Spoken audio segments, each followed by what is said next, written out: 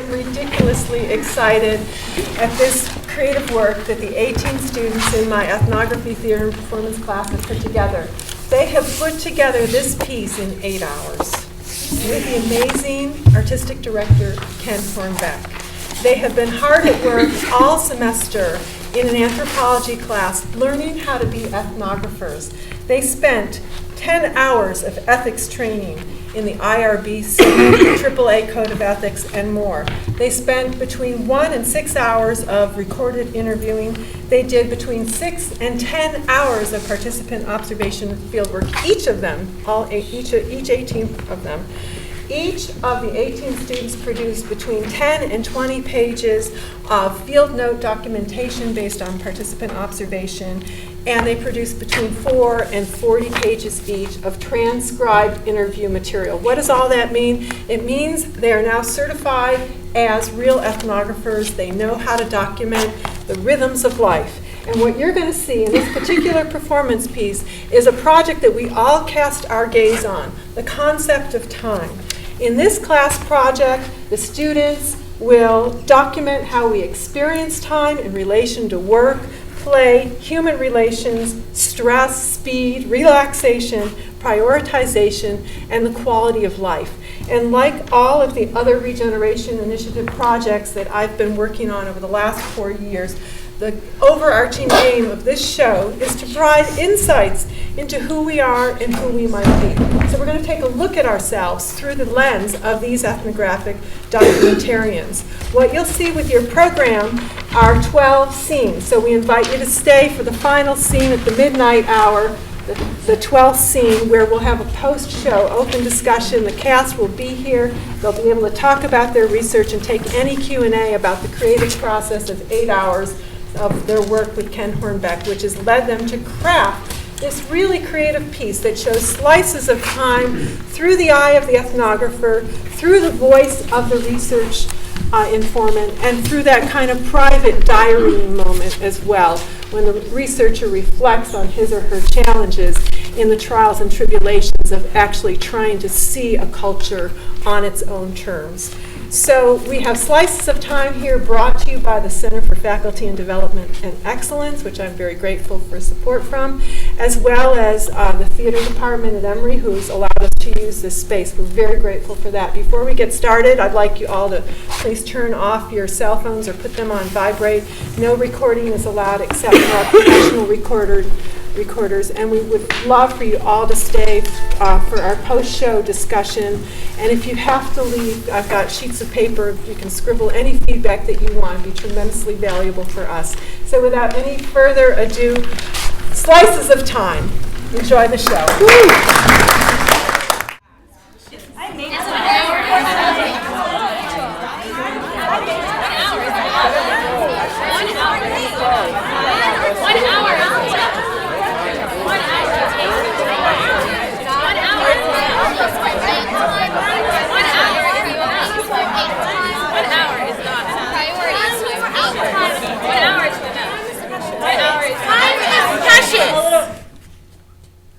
Time is precious. 12, 11, 10, 9, 8, 7, 6, 5, 4, 3, 2, 1. It's a priority. There's no time. Get in the flow. Time is precious. It's a priority.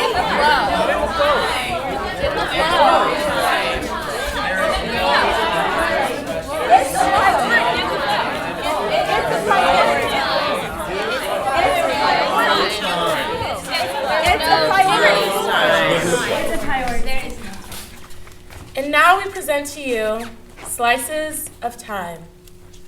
So I set out to find how concepts of time weave through our lives, How people manage time in food situations. How time and studying are interconnected or not. Why we never seem to have enough time. My field site was Place to eat on campus.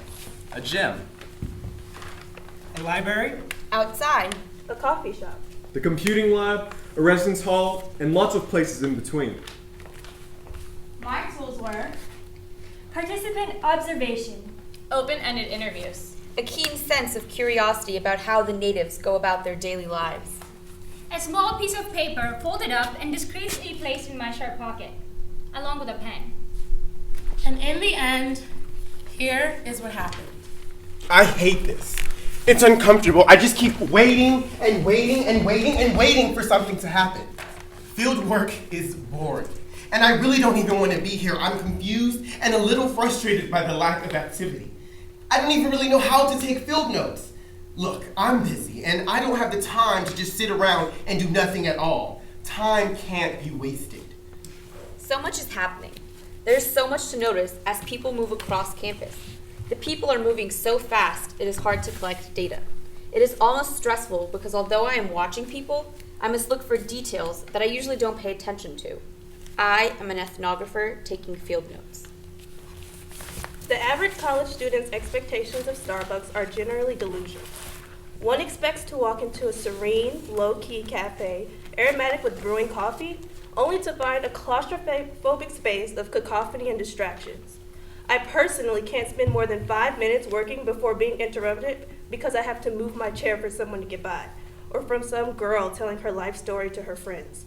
If you are a college student who happens to have homework, papers, or exams to prepare for, I'd advise you not to go to Starbucks. It's a complete waste of your time, and the line is always long anyways. Time? It's hard to say.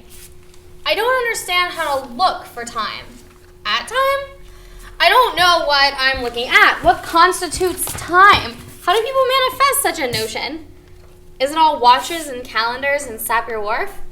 Linguistic metaphors like time is money. Those don't seem to be what I'm looking for. It seems too dry, too technical. What counts? I don't understand, and 2 hours at Starbucks didn't help.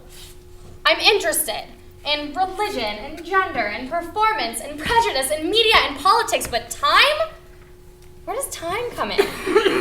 How do I observe time? Is it a piece or just the frame? Here's what I observed about the line people and their relation to time. The line people are a very organized group.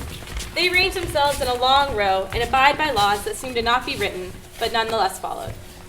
10 to 12 people align themselves behind a fabric cord that separates them from those who are not in line. A young man approaches the window where the line people request their nutritional sustenance that is necessary to complete their day's work. Behind him, the people grow impatient as he begins to mouth his request to the collector, who is solely there to receive payment for the request and relay the request to those who prepare the sustenance. The line people begin to take out small rectangular devices that seem to light up to the touch. They focus their attention on these small boxes as the row moves slowly forward. Those without these devices survey the room and observe those who do not belong in their group. As each person makes their request and pays their dues to the collector, they routinely follow the person in front of them to the second window. It is once they reach the second window that the structured row becomes a mass of hungry and thirsty line people reaching and grabbing for the sustenance they requested. My conclusion? Their relation to time is connected to their relation to space, money, and hunger. I am not yet sure what to make of these small rectangular devices that they hold and are continuously checking. This seems to be related to time as well. More research is needed.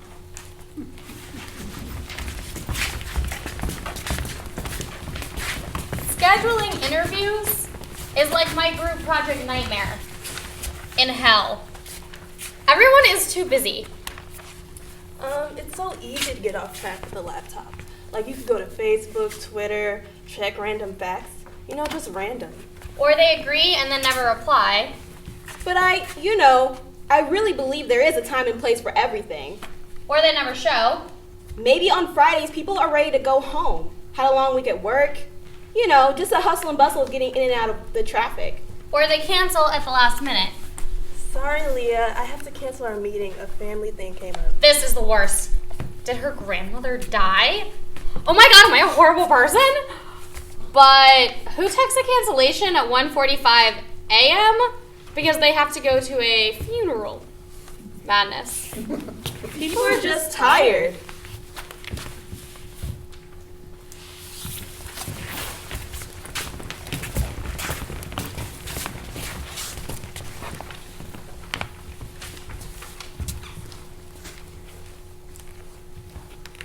Definitely. Society makes it so that everyone says time is money. You have to be constantly motivated. You're wasting your time by not doing anything. I definitely think there's a pressure to be constantly busy and motivated and doing something. It's definitely frowned upon to not use your time wisely. Like, it's not okay to relax. It's not okay to relax. Relax. Relax.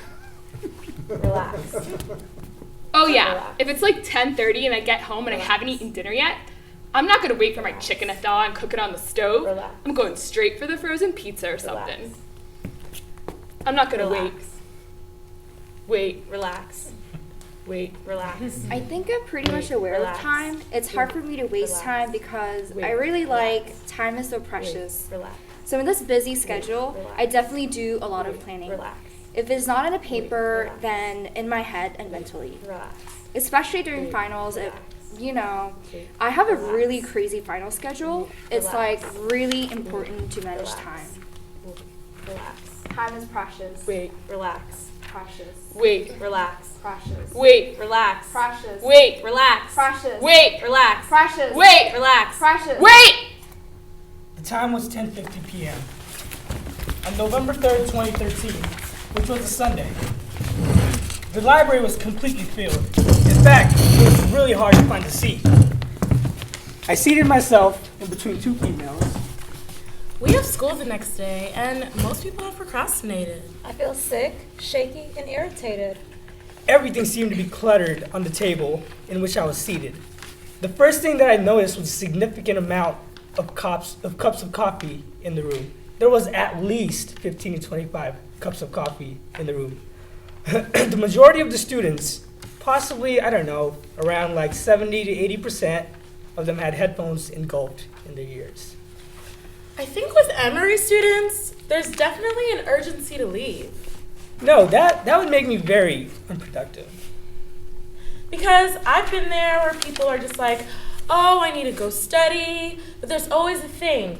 I have work to do, I have a club to do, and like blah, blah, blah, blah, blah. And so that's what happens. No, time is not a problem. I'm just not good at keeping my promises. There's a rush to leave. The atmosphere of the library was very serious. Many serious looks planted on the people's faces. Sighs can be heard, pulling of hair. Many more phrases regarding time were heard as we got later into the night, such as how much longer and what time do you want to leave? Do I get work done at that time? I mean, I don't know. Kinda? Not really.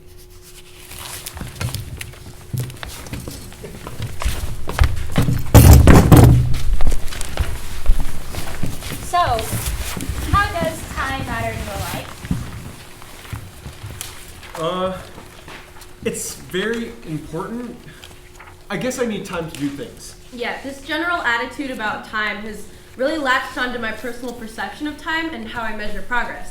Even though now I live in America and abide by the exact rules of time, I measure my personal growth and goals in general terms of time, rather than an exact timeline like most Americans. I don't have enough of it. To do work, to socialize, to get 8 hours of sleep. I feel like if we all had a schedule of when to work, socialize, and sleep, it would be a lot better, but the world doesn't work that way. Do you ever feel like there's not enough hours in the day? Yes! Oh my god! Like all the damn time.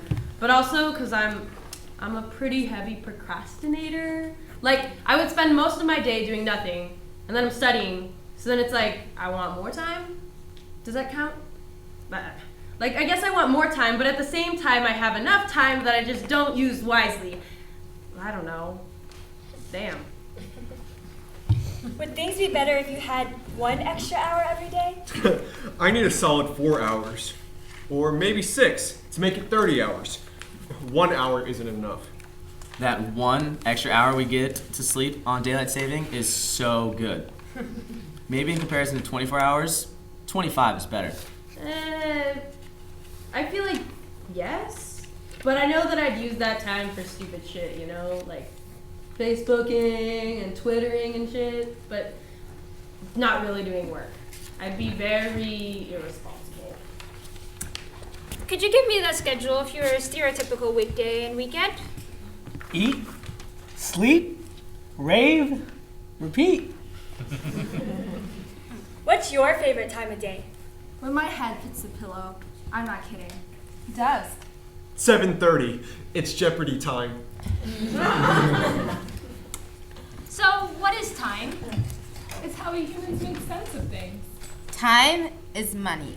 Ultimately, I think that time is a unit of measurement for length of moments, much in the same way that meters measure length and height and kilograms measure weight. It's like time is currency because of opportunity costs. Sorry, I don't have a witty answer.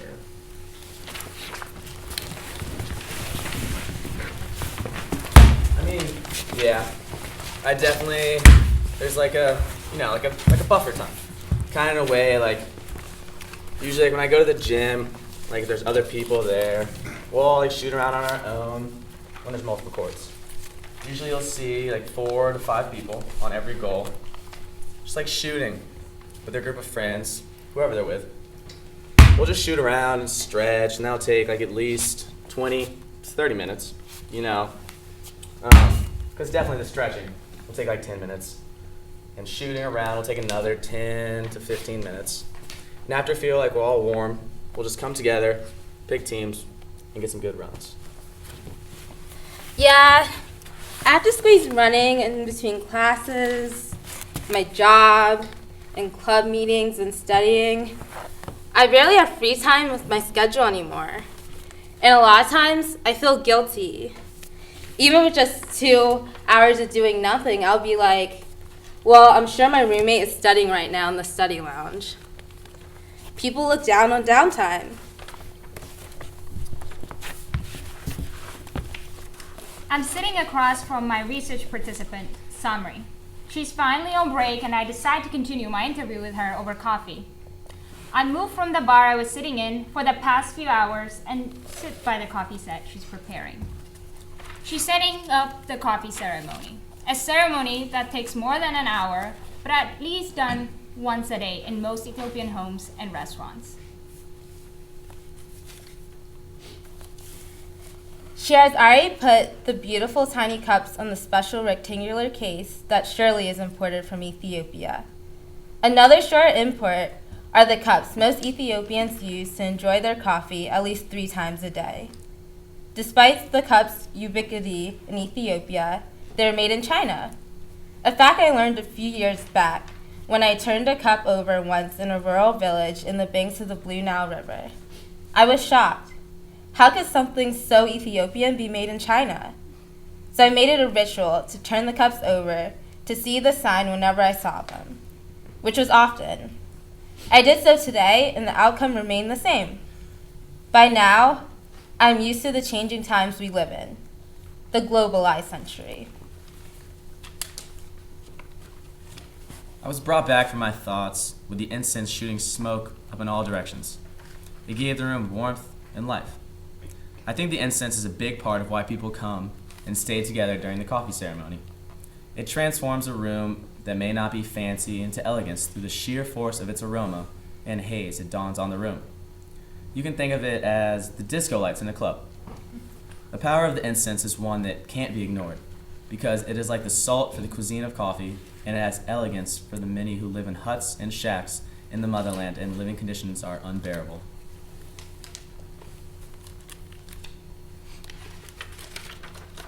But they do bear it, through the social networks they have developed by investing time in one another. The time is spent in drinking coffee is the medium of time and space where people come to celebrate their triumphs and failures. It is a time to be nostalgic and futuristic. It is a time to help and receive it. The late Ethiopian pop artist Eyo Mekonnen plays in the background while I grapple with my thoughts of poverty. This singing sensation died unexpectedly this past summer. He was mourned, and many talked of the irony that his most popular song was titled Nagan Layo Gwagwalo, which roughly translates to I long to see tomorrow. Tomorrow is a topic discussed frequently around the coffee ceremony in Ethiopia. I guess we find comfort in talking about tomorrow. almost willing it into existence. Samri brings the coffee to me. She sits it down on the colorful pot holder made of straws, and we commence our talk as we wait for the ground coffee swirling in that boiling water to settle to the bottom of that iconic black clay pot.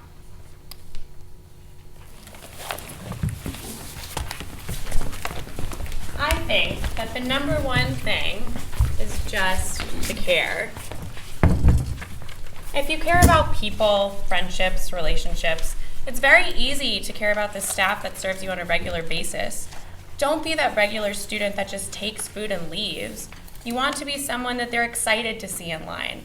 Just take the time to say, how are you? Just take the time. 1 hour isn't enough. Just take the time. If you had 10 more hours in the day, what would you do with them? You have to say, hey, what's going on? 7:30, it's Jeopardy time. Just take the time. I would sleep, get a job, maybe, if someone's willing to give me a job. See them and recognize them. We've lived through 3 decades, 2 centuries, and 2 millenniums. And we're all under 20. You can calm down a little bit. 1 hour isn't enough. Build different relationships. I would hang out more. Just take the time. Later.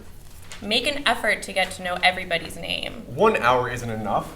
Just take the time. Or maybe 6, to make it 30 hours. Offer a very friendly hi. 1 hour isn't enough. Stop and Calm talk. down. Lack of interaction. 1 down, 5 to go. 1 hour isn't enough. Feel compelled to talk. I would sleep for 12 hours a day for sure. Just talk to them. Ad nauseum. Strike up a conversation. From about 3 to 6 in the morning. It was just one visit. I would work harder. They really 1 appreciate hour the care. isn't enough. If he gets up at 8-ish, it's a 9 o'clock class. 12-ish if it's a 1 o'clock class. Come back to visit. 4 to midnight, especially 8 to 11 p.m. These people, like anyone else, appreciate genuine gestures. They remain pretty silent throughout. They didn't chat. I wouldn't drink so much caffeine. Just take the time.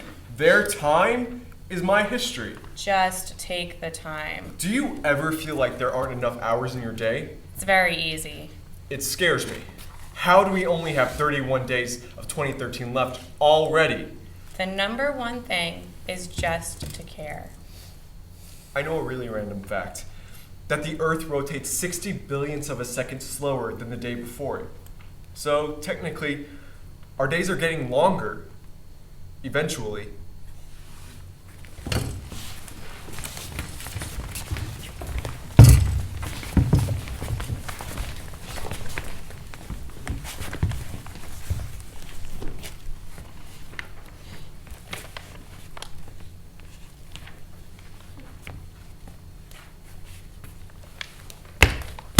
It's where I go when I don't mind being distracted. It's where I go when I don't mind being distracted. These people have only known each other for a few months, but I can't imagine what it would be like for them not to know each other. I can't imagine myself not knowing these people anymore. It's almost like we, yes, myself included, were put in a pressure cooker. Academically, socially, we've all had to adapt. Identifying and breaking down this culture has heavily relied on my understanding and my integration into their social group. Without my participation in their rituals and cultural habits, the interactions that have driven my work within these preliminary findings would be non-existent. I think I've been here long enough.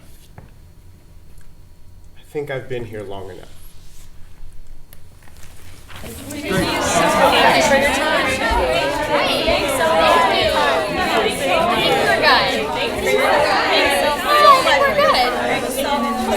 so much. I think I've been here long enough.